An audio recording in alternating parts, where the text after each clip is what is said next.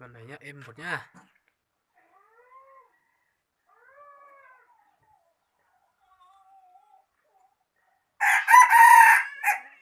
Em một nhá con này ấy. Bỏ y đấy, chụp phung dưới này tưởng là.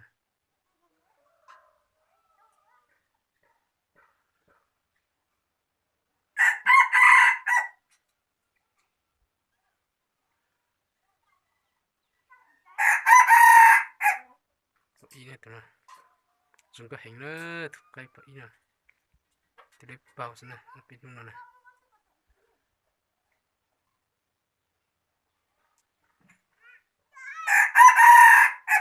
Nhìn ta nữa. Tụi nó tụi nhập cách đi này tụi nó này.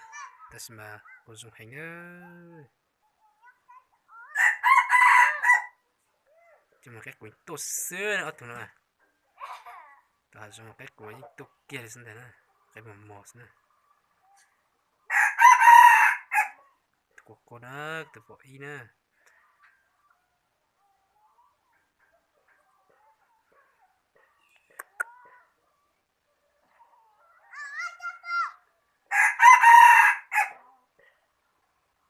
Tụi bỏ y nó khát cười nữa.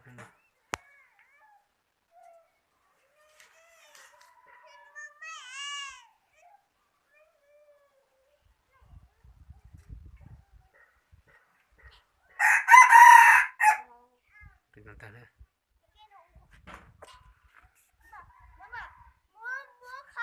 Nhà lo được nó này.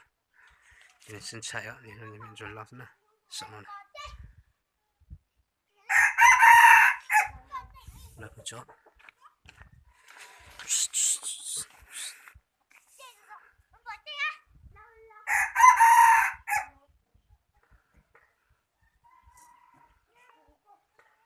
Còn chúng ta tạo chế nó cho cái chỉ một khi tạo tên nha.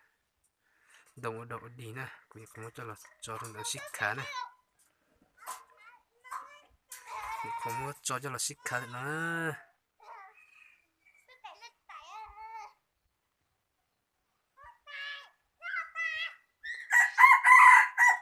Có dùng cờ nó. Cho nên nhựa cây chả có nhựa cây cô dùng đi nó nè.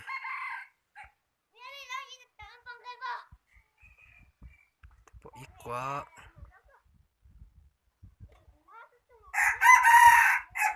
Nào ta nè.